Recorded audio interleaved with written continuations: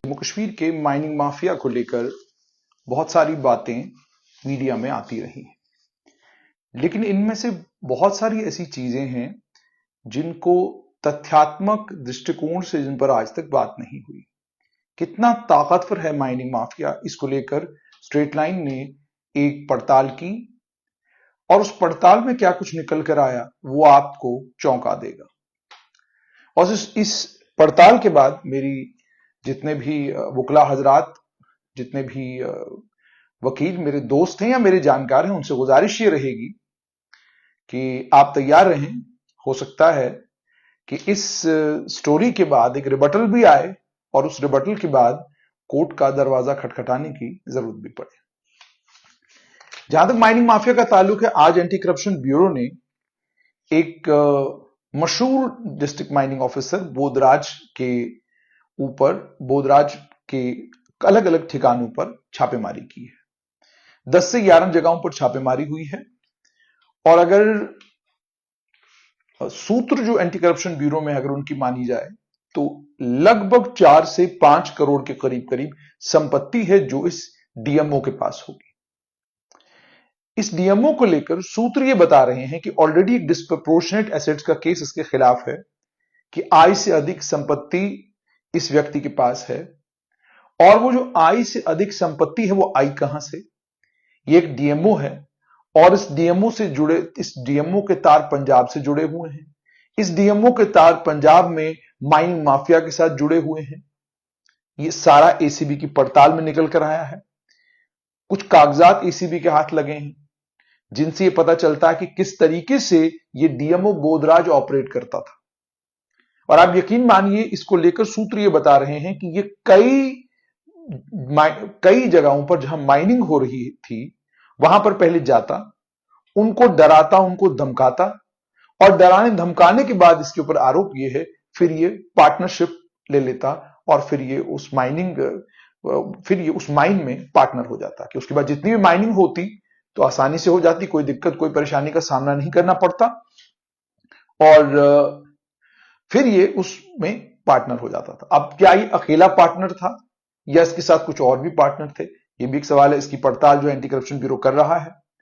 Anti corruption bureau ने अलग अलग जगहों पर जब छापेमारी की तो इनको हैरानी इस बात की हुई कि जितनी भी जगहों पर एसीबी ने छापेमारी की है, हर जगह पर इन्हें कोई ना कोई ऐसा इंक्रिमिनेटिंग डॉक्यूमेंट मिला है जिससे यह पता चलता है कि ये डीएमओ बोधराज कितना ताकतवर आदमी था। अब इसके साथ जुड़ी हुई पड़ताल की कुछ और चीजें आपको हैरत होगी ये जानकर कि एक सीनियर एडमिनिस्ट्रेटिव ऑफिसर जिसकी जिम्मेदारी पहले इस जिले की थी और उसके बाद उसे यहां से माइनिंग विभाग में ट्रांसफर किया गया।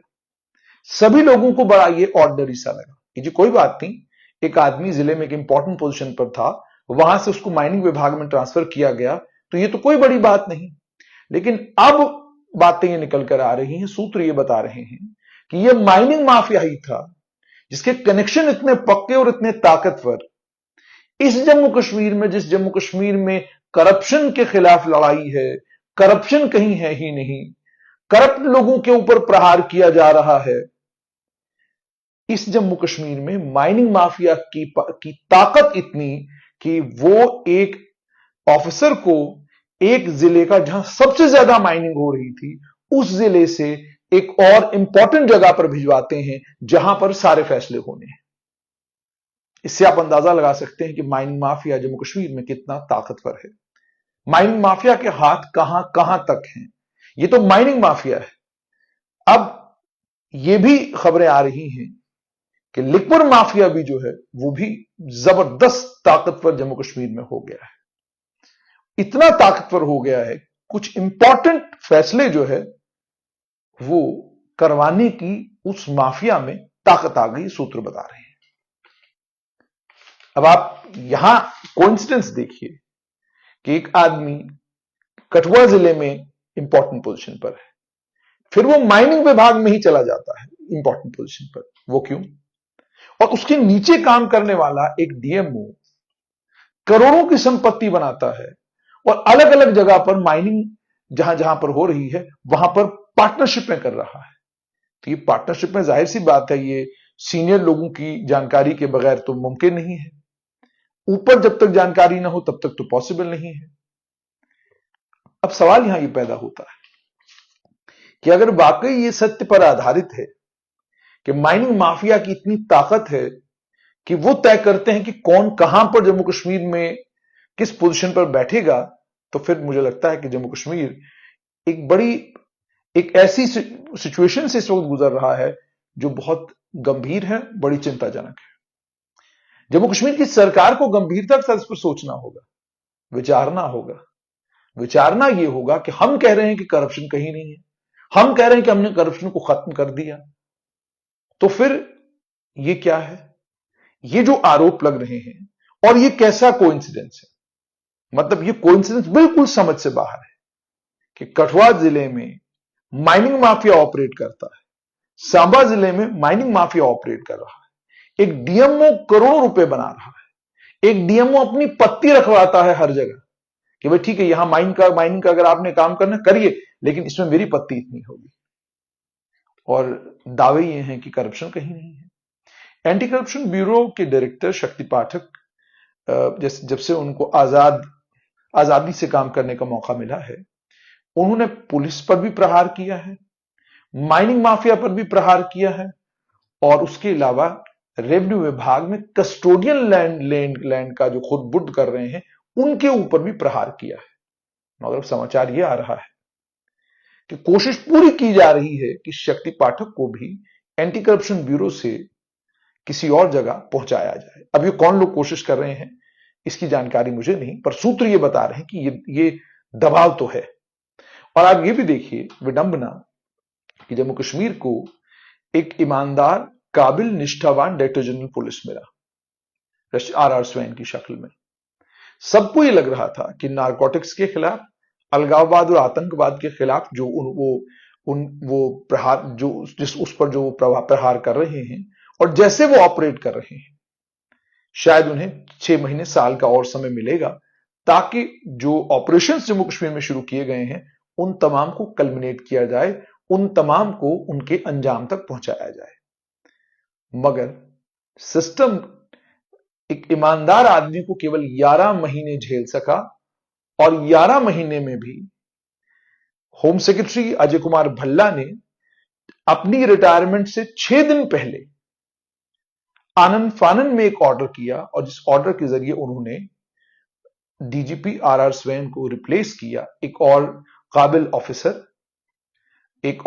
ऑफिसर से उन्हें रिप्लेस किया। और 30 सितंबर यानी 30 तारीख हो जाएगी तो आर स्वैन जो है वो रिटायर होंगे, और उसके बाद जो है नलिन प्रभात जम्मू कश्मीर में डीजीपी का कार्यभार संभालेंगे। तो सिस्टम में ईमानदार ऑफिसर्स को, सिस्टम में ईमानदार एडमिनिस्ट्रेटर्स की कितनी इंपॉर्टेंस है, सरकार उनको कितना प्यार करती है, सरकार उनको कितना मान सम्मान देती है, उसका अंदाजा आपको इस बात से लग जाना चाहिए। 2 कदम और आगे बढ़िए। जम्मू कश्मीर के पूर्व मुख्य सचिव, बनने वाले मुख्य सचिव, माफ कीजिएगा, एडिशनल चीफ सेक्रेटरी राजकुमार गोयल, सरकार के ऊपर कोई भी विपदा आती, कहीं पर भी करप्शन का कोई आरोप लगता, कहीं पर भी करप्शन को लेकर कोई बात होती, तो सरकार फौरन आर के गोयल को कहती थी कि आप कमेटी बनाइए और पड़ताल कीजिए। आर के गोयल ने कई इंक्वायरियां की, उसमें फायर एंड इमरजेंसी सर्विसेज की भी इंक्वायरी की। इंक्वायरी करके जो मेरी जानकारी है, उन्होंने साबित किया है कि फायर एंड इमरजेंसी सर्विसेज का जो रिक्रूटमेंट हुआ था उसमें स्कैम हुआ, उसमें धांधली हुई है। उसके बाद जब पिछले चीफ सेक्रेटरी का टेन्योर खत्म होने वाला था अरुण कुमार मेहता का, तो सबको यह लग रहा था कि अब राजकुमार गोयल को जम्मू कश्मीर का मुख्य सचिव एंड चीफ सेक्रेटरी बनाया जाएगा। क्यों? इंपेकेबल इंटेग्रिटी वाले आदमी है, तो उस इंपेकेबल इंटेग्रिटी के चलते हो सकता है अब जिम्मेदारी इनको मिले।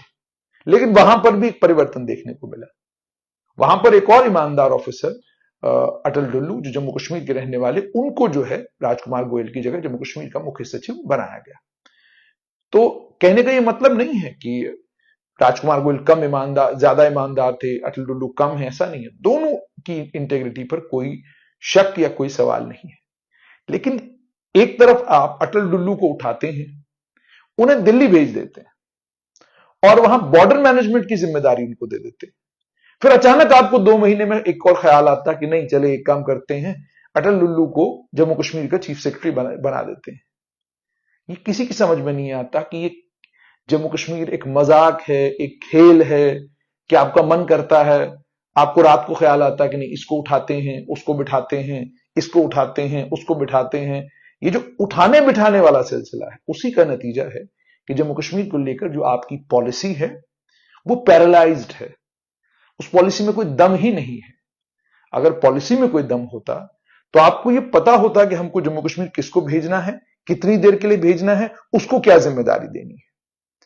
आप जम्मू कश्मीर एक आदमी को पहले आप बड़ा अजीबो गरीब ढंग से आपने अटल डुल्लू को उठाया और जम्मू कश्मीर से सीधा आपने उनको कहा आइए जनाब बॉर्डर मैनेजमेंट करिए। फिर 2 महीने के बाद आपने उनको कहा जनाब वापस चले जाइए और वहां पर आप चीफ सेक्रेटरी के तौर पर काम कीजिए। दूसरी तरफ आप आर स्वैन की बात लीजिए।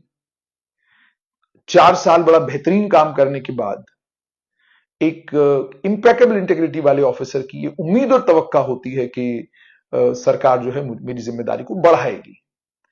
उम्मीद तो अभी भी यही है कि शायद बढ़ाएगी, लेकिन आप देखते ही हैं कि ना, जिम्मेदारी बढ़ानी नहीं है, बल्कि यूनियन होम सेक्रेटरी, पूर्व यूनियन होम सेक्रेटरी, पूर्व गृह सचिव अजय कुमार भल्ला जो है वो तय करते हैं कि यूं होगा तो वैसे ही होता है।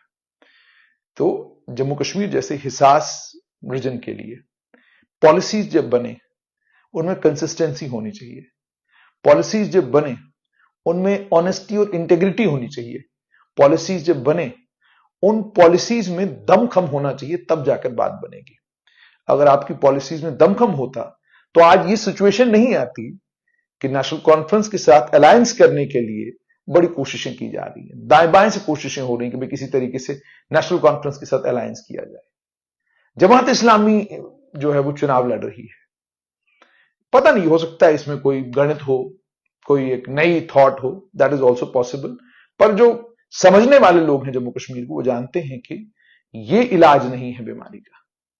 बीमारी का इलाज हो रहा था और आपने इलाज करते करते अपना ट्रैक बदला है, और इस बदले हुए ट्रैक पर आपको जो लग रहा है वो राजनीतिक तौर पर सही हो सकता है, मगर वो जम्मू कश्मीर के लिए कतई सही नहीं होगा। यह आपको वक्त बताएगा। फिलहाल खबर थी एक डीएमओ की, और डीएमओ को लेकर मैंने आपको बता दिया कि एक डिस्ट्रिक्ट माइनिंग ऑफिसर, और इस डिस्ट्रिक्ट माइनिंग ऑफिसर की आप ताकत देखिए, और कमाल की ताकत इस डिस्ट्रिक्ट माइनिंग ऑफिसर के पास, करोड़ों रुपया ये बनाता है, आरोप है इसके ऊपर।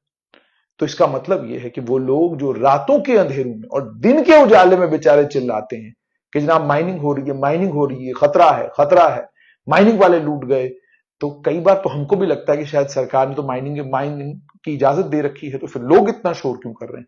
अब पता चल रहा है कि इसकी वजह क्या है। अब एक और मजेदार बात सुनिएगा। हम रियासी जिले में थे, हम रेलवे ब्रिज की स्टोरी करने के लिए गए थे, और उससे पहले हम चिनका गए, और वहां चिनका की जो चिनका में टूरिस्ट डेस्टिनेशन बनाने की कोशिश की जा रही है, हम वहां गए हुए थे। उस टूरिस्ट डेस्टिनेशन पर जब हम पहुंचे तो हम वहां पर वहां के लोगों से, निवासियों से बात कर रहे थे, और बात करके हम लोग निकल गए। तो हमने निकलते वक्त देखा कि नीचे जहां पर माइनिंग हो रही थी वहां से ट्रक भाग रहे हैं, और वो एकदम से बहुत सारे ट्रक जो है बाहर की तरफ जा रहे हैं। तो वहां के लोकल लोगों से हमने पूछा कि ये वजह क्या है, तो उन्होंने कहा जी जब भी कोई मीडिया कर्मी यहां आता है, या कोई जर्नलिस्ट आता है, कोई पत्रकार आता है, तो ये गायब हो जाते हैं। और उसके बाद आपको हैरत होगी कि हम रेलवे ब्रिज के पास हैं, और माइनिंग विभाग के 3 कर्मचारी जो हैं हमें रेलवे ब्रिज पर मिलते हैं, और वो हमसे ये कहते हैं कि जी हमने आपको देखा है, आपकी स्टोरीज देखी हैं, हम यहां से जा रहे थे, सोचा आपसे मिलने। इससे आप समझ सकते हैं कि जो माइनिंग माफिया है, उस माइनिंग माफिया का इंफॉर्मेशन नेटवर्क, उस माइनिंग माफिया के तार कितने मजबूत हैं कि हम रियासी जिले में रेलवे ब्रिज पर स्टोरी करने के लिए जा रहे हैं, मगर माइनिंग विभाग के लोग हमें वहां मिलते हैं और कहते हैं कि जनाब हम तो यूं ही इस तरफ निकल आए थे। तो इससे आप अंदाजा लगा सकते हैं कि कितना डीप रूटेड और कितना भयंकर नेक्सस है ये। और इस नेक्सस का नुकसान मुझे नहीं होगा क्योंकि मैं डोडा का रहने वाला हूं, पहाड़ी के ऊपर रहता हूं। जब भी मुझे लगेगा कि हालात साजगार नहीं है तो मैं पहाड़ी पर वापस जाकर मूली उगाऊंगा, गाजर उगाऊंगा, कुछ और काम कर लूंगा। लेकिन नुकसान होगा कठुआ के लोगों को, सांबा के लोगों को, नुकसान होगा जम्मू के लोगों को, नुकसान होगा उन तमाम लोगों को जिन तमाम लोगों के इलाकों में ये माइनिंग हो रही है। अगर इस माइनिंग में करोड़ों रुपया डीएमओ बना रहे हैं तो इसका मतलब ये मामला बड़ा गंभीर है। और आपको वो डीएमओ भी याद होगा जिस डीएमओ की ताकत का अंदाजा आपको तब लगा जब एक पूर्व एमएलसी, बीजेपी के एमएलसी को, बीजेपी के ताकतवर लीडर को, विक्रम रंधावा को प्रेस कॉन्फ्रेंस करनी पड़ी। गंभीर आरोप उन्होंने बीजेपी के एक सीनियर लीडर पर लगाए। तो इसका मतलब ये डीएमओ जितने भी हैं ये कोई आम खाम लोग नहीं हैं। ये एक डीएमओ बड़े पावरफुल, बड़े ताकतवर लोग हैं। तो और इनके ऐसा लगता है कि तार बहुत दूर दूर दूर तक जुड़े हैं, जिसके चलते कोई भी आदमी कितनी भी कोशिश करे वो इस नेक्सस को ब्रेक नहीं कर पा रहा है, ऐसा आरोप लगाया जा रहा है।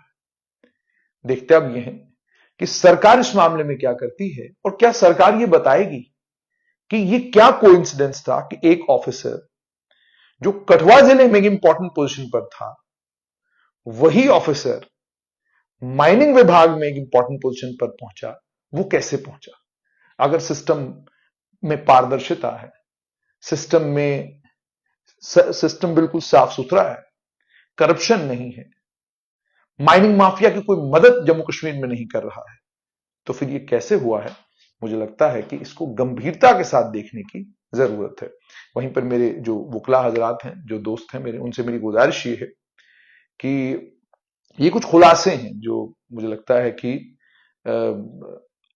जैसे जैसे स्टोरी डेवलप होती जाएगी, जो जो जानकारी हमारे पास आएगी वो हम आपके साथ साझा करते रहेंगे, ताकि आपको भी ये पता चलता रहे कि किस बात पर हमको कहां आरटीआई फाइल करनी है, ताकि आरटीआई से और जानकारी जुटाई जा सके, जीएडी से पूछा जा सके कि भाई ठीक है, जब ये ट्रांसफर हुई तो कैसे हुई, किन बुनियाद पर हुई। आपने कोई फाइल पर नोट लिखा होगा, ऑफिसर को वहां भेजने के लिए फाइल पर कोई नोटिंग हुई होगी, कुछ हुआ होगा, तो क्या हुआ था, किस बुनियाद पर यह तय किया गया था। फिर वही जिले क्यों जिन जिलों में ज्यादा माइनिंग हो रही है, वो जिले क्यों नहीं जिन जिलों में कम माइनिंग हो रही है। तो इसलिए ये वो सारे सवाल हैं जिन सवालों के जवाब तो तब मिलेंगे जब आरटीआई एक्टिविस्ट हैं वो इस मामले में सवाल माइनिंग विभाग से पूछेंगे, जीएडी से पूछेंगे, सरकार से पूछेंगे, ताकि पता ये चले कि आखिरकार कौन लोग हैं जो इनको पैटर्नाइज कर रहे हैं, जिन लोगों के ऊपर इतने गंभीर आरोप लग रहे हैं।